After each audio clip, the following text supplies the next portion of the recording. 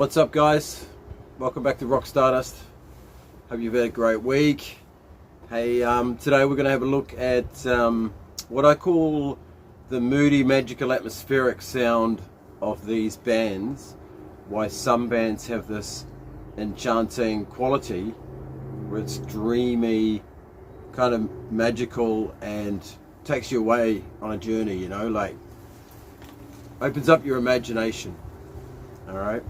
So to do this, I wanted to portray that with nature and the environment, because much of it is around, you know, when you look into the forest or the trees, or over the ocean, and with that music playing and being just in the right mindset, could be a bottle of red wine, whatever it is, it draws you on that journey. And some music has that ethereal quality, which is really captivating, and some doesn't, right? So I just wanted to sort of like dig into that. So first of all, let's look at examples of these bands here.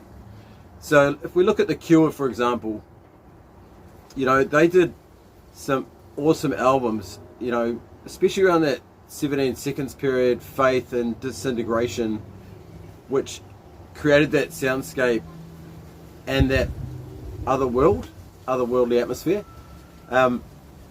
And that was a key part of who they were, but they also had their other side, which was anything but. So they could actually live in both worlds. They could be quite mainstream as well and direct. When I look at this, the way it sort of breaks down, you've got a band like The Cure at that experimental, you know, moody period. And if you look at another band, you know, around that time, say the Cars, they don't have that. You know, Just What I Needed, that sort of stuff. Their Shake It Up, their music is very, how can I put it? It's almost like more major keys, but it's a more polished rock sound. It doesn't have the textures and layers that create that haunting, otherworldly sound. So it's just looking into that, and I found it interesting to explore that. Thought you might find this interesting. Do you know what I mean? So Robert Smith obviously had that ability to go into those other worlds, which is so well documented, and a song like A Forest is a perfect example of staring into nature and getting lost in that, you know.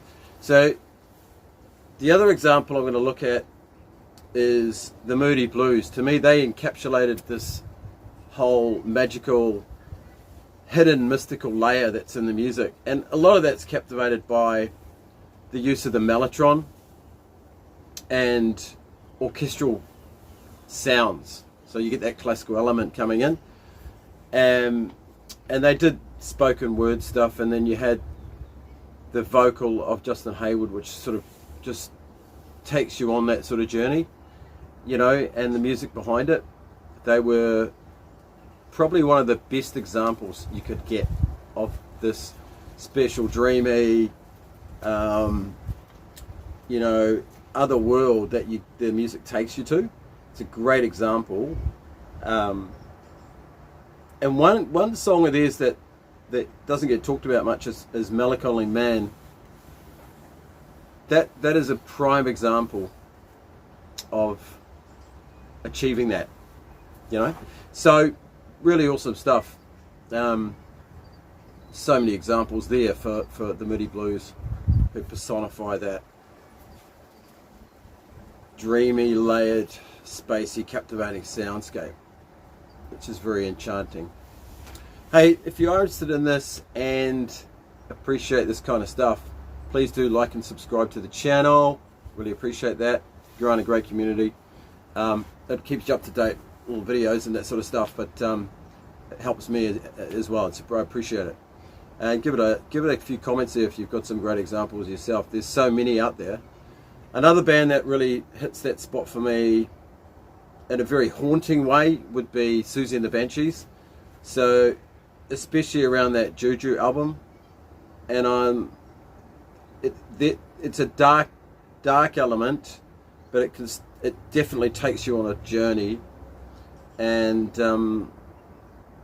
Susie's voice and the sound of the band, you know, and I feel like a lot of this comes down to using delay and reverb, and, you know, creating a spacier effect makes a massive difference too. And I feel like a lot of that ambience and mood that texture is created a lot by that sort of tom-tom drumming as well, which is almost tribal, and it's almost a hidden mystical layer in the music. It's almost an undefinable quality or fifth element in the sound that comes through.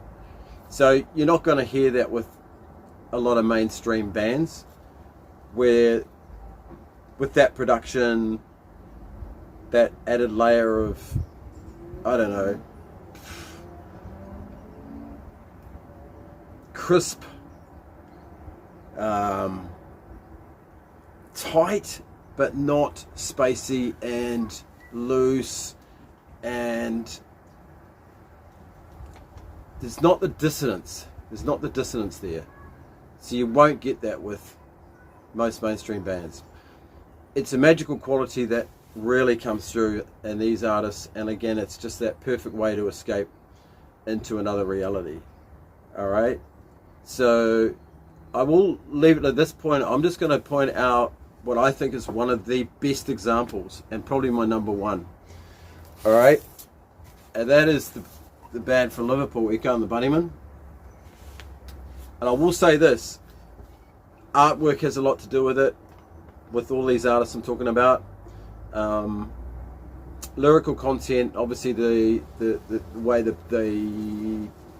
playing to create those landscapes with that natural element. And there's a great example of that Crocodiles album, the debut, and that is a perfect example of what I'm talking about. Okay, so with this one here, you can even see this tree is actually represents a bunny rabbit. Okay, so that's there. All right, if you have another look at it, you'll see it. Once you see it, you never unsee it. All right, so all of these elements come through with Echo and the Bunnymen, and the Ian McCulloch's singing, the evocative nature of their sound. It's very magical. That rolling bass line, you know, that drumming, especially from Pete DeFreitas, it works. Doorsy as well. You know, in fact, the Doors had elements of this, right? Whereas other bands of that period didn't. Yeah? So it's another example. There's Ocean Rain. It's the fourth album. There's another magical cover, Porcupine. And there's the second album, Heaven Up Here, which is moody and sums it up brilliantly. Nice mix there. You know, and it really does come through. So All My Colours portrays that brilliantly. So here's that example of that moody, somewhat lonely, distant atmosphere, and from that arrangement it creates the magic there that takes you to that other world. Look, this is the examples of these bands. All right, you're not going to get that vibe from Van Halen. You're not going to get that vibe from AC/DC. You're not going to get that vibe from the Sex Pistols.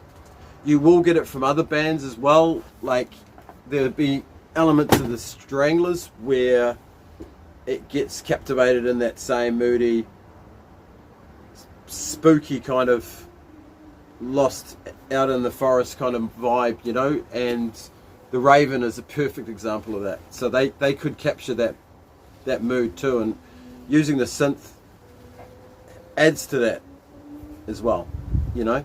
But it's a fascinating thing when you think about those artists and bands that transport you to another reality and another world, and it's just an awesome experience. and just adds to the fabric and texture of music and rock and all the different elements to it. So you could almost call it dreamy, psychedelic.